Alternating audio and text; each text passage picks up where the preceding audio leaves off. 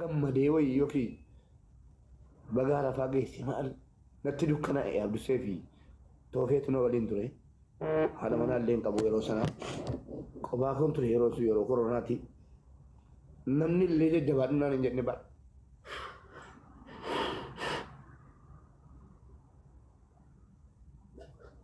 yeroo sun yeroo mootummaan namni lama wajjin deemu dhorgu ture mootummaan biyya addunyaa jechuudha namni lama ta'ee wajjin deemuun dhorgamaa ture namni tokkollee dhufee jabaadhunaan hin jenne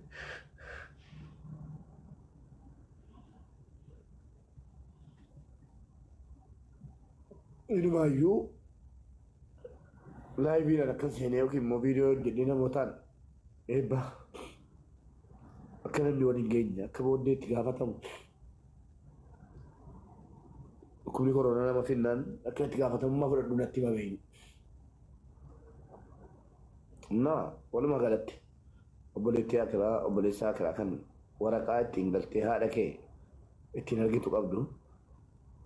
nuuf darba jenna. Seenu yeroo amma akkasitti jiraannu waan ofiis duunu nutti fakkaatu waan dhulii keenya abbooliin keenya du'an nu fakkaatu. Garuu duuti immoo hundumaafuu yeroo mana ofii dhufe mana namaa dhufe ija haaraa fakkaata malee namatti dhagahamaa bor akka carraa ta'ee obboleessi biyya namaa keessa mana bareeffattee olaan bitadha maaloon godhadha jettu hin godhin galii haadha kee arge. Deemaa haadha keessaa argaa meeqatu waraqaatuu qabu waraqaa jireenyaa waraqaa jireenyaa ittiin jiraatutu qabu meeqatu haadha isaa dhaqee arguurraa biyya namaa keessa taa'ee ayyaaneffata biyya lafaa biyya lafaati namni waraqaa qabdan akka carraa karoorri keessan biyya namaa keessa ta'e ayyaanni keessan biyya namaa keessatti kabajuudha jettanii taa'aa jirtan piliis biyyatti galaa haadha keessan isin yaaddu sana wajjin baasa ayyaana kanadha ayyaana kana isin affeeruun dhufe akka kootii umrii guutuu gaabbaa jiraachuudha haati keenya biraa baanee gaafa jajaa yoom dhuftee jennaan wal arginaa jetti nan sobe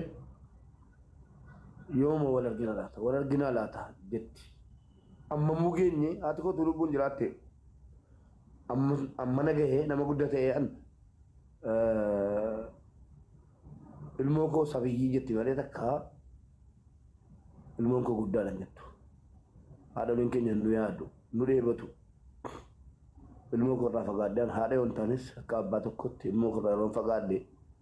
fagaachuun isaati yeroon fagaachuu yaade ilmi koo amma yeroo nan biyya waan isin dhibu yeroo nan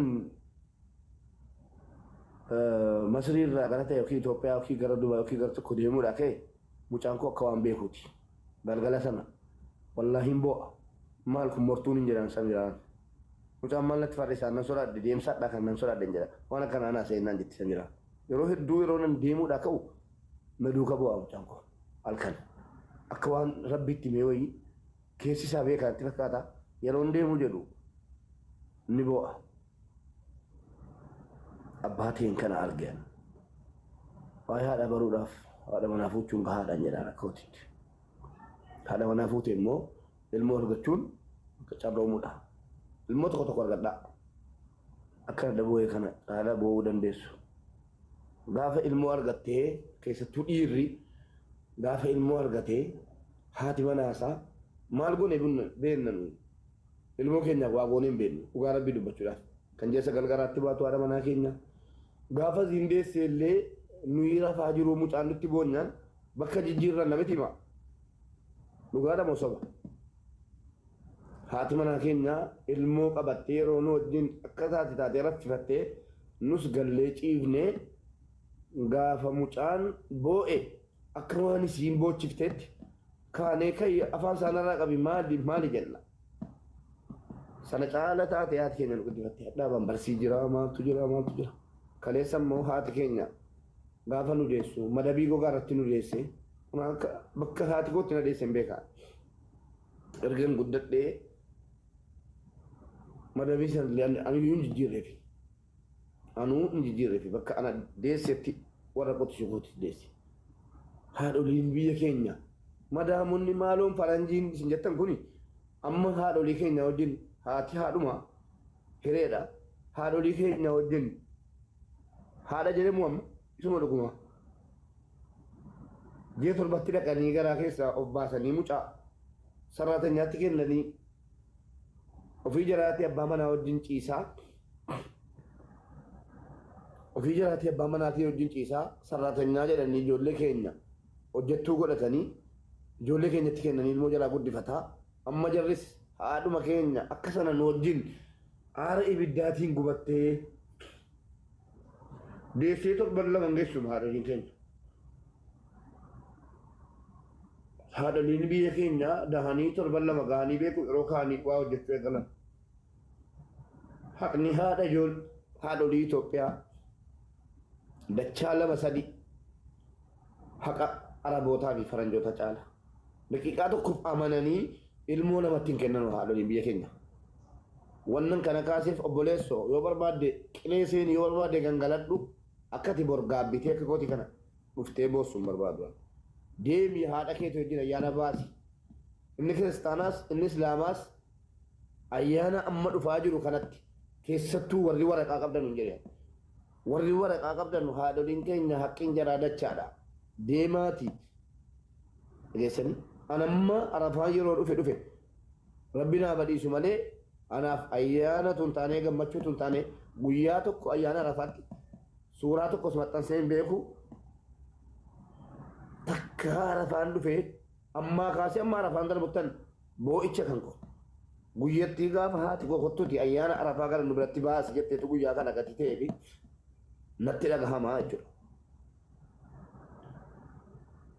Maal qabatuun akkan ta'e itti dhaqeen jedha garuu akkan qabu tasa hadhas akkin jiru har'as akkin jiru boriyyuu akkin jiru nan gala jettee biyya sana keessatti wucci guddaa ministeerii dhaqee waraqaan kee ji'a tokko ol ilaalamee namni kun kanaan dura wanjala hojjetee jira. Wanjala hojjetee dhiisee biyya isaatti galuudhaaf namni gaggeeffamuu qaba ture garuu seerri biyya sanaa waa tokko gochuu dandeessu seera biyyattiiti. Namni kun kanaan dura yeroo biyya kana keessa jirutti wanjala hojjetee jira jedhamee dhaqamee ji'a tokko 14 yookiin ji'a 2 fa'aa eeggatta. Dhaqamee sana booddee eeyyamni sii kennamee mootummaan biyya sanaa biyya kanaa ba'uu dandeessa jedhee eeyyama sii eeyyamee jennaan ammas immoo ji'a tokko caala karaa deemtee ji'a 3 an haati koo kottuu ayyaana na biratti baasi jettee dhabde deemee qabrii keessatti ziyaare dhageessanii gubaadha jechuudha. Gubaa zalaalamiiti jechuudha. Na keessaa baduus hin danda'u. Callisee ilaalaan akka haati manaa kootii itti ilmoo guddiftu yeroo ilaalu bakka haadha manaa kootii keessaan immoo sirriitti haadha koo ilaala. Yeroo isin mana keessa wajjin siqaa argitu yeroo inni boo'ee sossobdu wanni haati hin goone jira. Waa'ee haadhaa sanitti himuuf miti hundi keessan iyyuu haadha qabdu waan ta'eef waa'ee haadhaa beektu. Wanni haati hin goone jira ilmoon si jalaa boo'ee jennaan nu sossobuudhaaf. Waa'een haadhaa guyyaan haadhaa tokkitti miti. Guyyaan haadhaa sakandiin dhufee darbu daqiiqaan dhufee darbu sa'aatiin dhufee darbu guyyaa haadholiiti. Haati guyyaa tokkitti hin qabdu. Guyyaan hundi sa'aatiin hundi daqiiqaan hundi guyyaa haadhaati. Manaa manatti fakkaata. Maal qabatu haati koo jiraattee jennaan sa'aatii ana olii gad deemuudha waraqaa qabu kana keessa maal qabatu haati koo jiraattee naan dhaqee ayyaana tokkitti wajjin baasee du'e natti dhagahama. Tarii nama guddaa maaliif ati obsa qabaadhu maal abbaa sheekni barbaade obsa naa kennuu hin danda'u yoo malaayikaan ergame obsa naa kennuu hin danda'u. Gaafti an akka mubaarakitti obsu gaafan du'ee qabrii keessa galee qofan obsa. Dhageessanii gaafan qabrii keessa maal qabatu ziyaaruu hin danda'ame qabrii keessatti haadha. Maal qabatu haadha qabrii keessatti.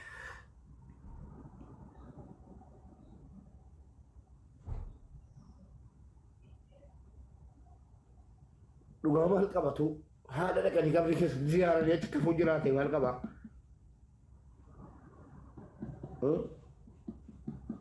Maal qaba haadha ofii dhaqanii jeeranii qabrii keessatti deemanii arganii ka'anii achi tafanii maal qaba. Ati waraqaa baattee Dubaayii keessa yookiin Nasriyaan olee baay'een gammadee dhingata. يروم فيديو سنات بو خيو بيت جدي سني نسري جدا قال والله أبجي سنور يا نبي نعرف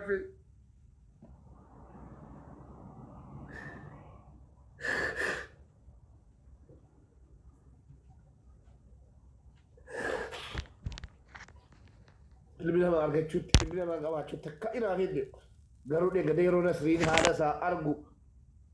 أكسر تجو ما هركب طولي روسنا كني بيك أديو أن ديمون دندو بيا مسري كيسا في دي أرجع كجلو نتلا غامي تولو بوجرو هذا سافرته وري هذا نسري أنا ليه قالوا باي تبينا دي في وقتي نسري جالتو نسري دي رياكبا والله ربي جزا جرا جرا فكفلو وقمت نسري جالتو تولي بيك سرطرايز وراني كاوم ريكوان ربي يقول نارك اللي ما أرجع تشوتيس اللي ما قبض تشوتينا فين بيكو يروجر قباتيف يروها تنسي أنا لنسي لكني دوا ترجعوا نتلقاها في بايه نتلقاها في ربي مري ساجا دينه ما شاء الله بايه نتلقاها في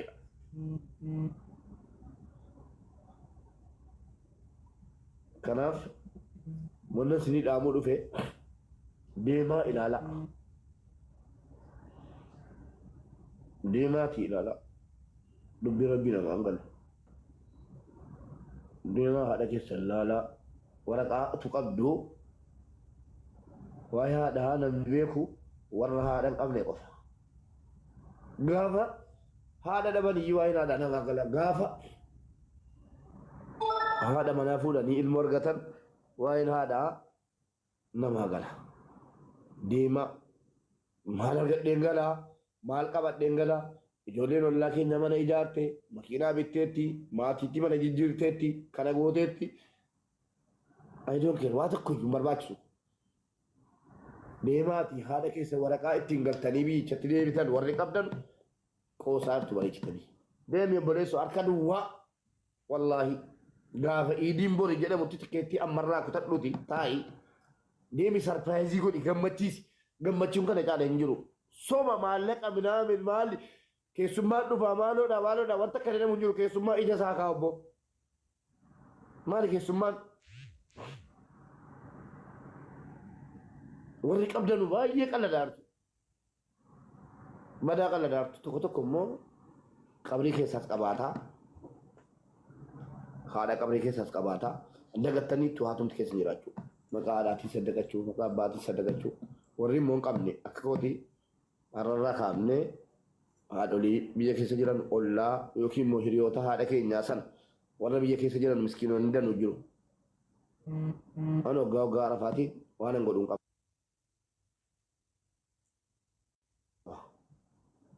hiriyoota haadha kootiif miskiinotaaf warra haadha koo beekanuuf waan hin godhuun qaba jechuudha maaliif namoota isiin barsiifte jira waggaa waggaatti waan ta'e gootiif amma lubbuun jirutti jaraaf hawaa godha isinis warri haadha hin qabne hiriyoota haadha keessaniitiif waa ta'a ayyaana kanatti ergaa waan ta'e walii dhibbala shashan illee jarri hin beekne ergaa sarpiraayizii godha warri immoo haadha qabdan waraqaa qabdan warri waraqaa hin qabne rabbi utuu lubbuun jirtanuu yeroo gabaabaa keessatti mootummootas nurraa laaffisee akkasii waraqaa argattan rabbi sin taasisu warri waraqaa qabdan immoo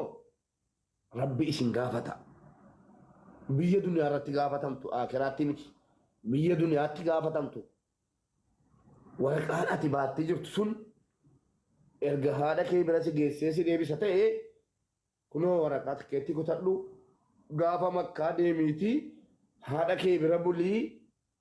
geessee gaafa bor ayyaana jedhamu xiyyaara yaabbadhuu deemii achi gahii kan xiyyaaraa liqeeffadhuuti waliin ayyaana baasii borontamuu immoo ofirra deebii guyyaa tokko dhufee deemii jechuun haadha keetiif ayyaanni guutuudha geesse malee biyya namaa keessa teenyee birrii 10,000 20,000 30,000 ayyaanatti oolaa qaladhuu maaloo beekaasitti fakkeessiti haati kee birrii 100,000 ati ergiturra ofii keetii ati galtee zayyartee deebi'uutu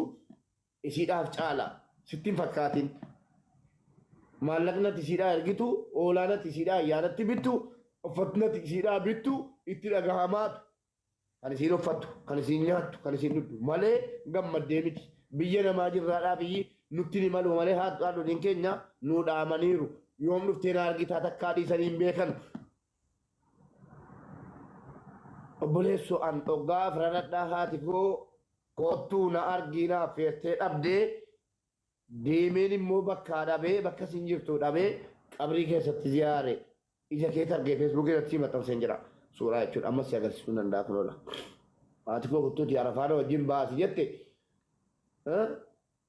kun as keessatti dhaqee ziyaare laa kun qabrii yaada kootiiti garan nu gubata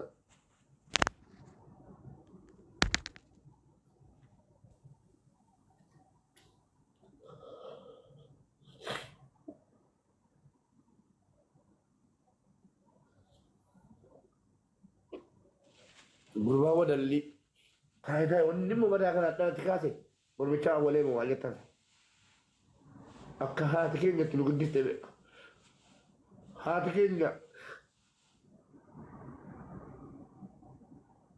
wanni akkas gadi bahee moo miidiyaatti boos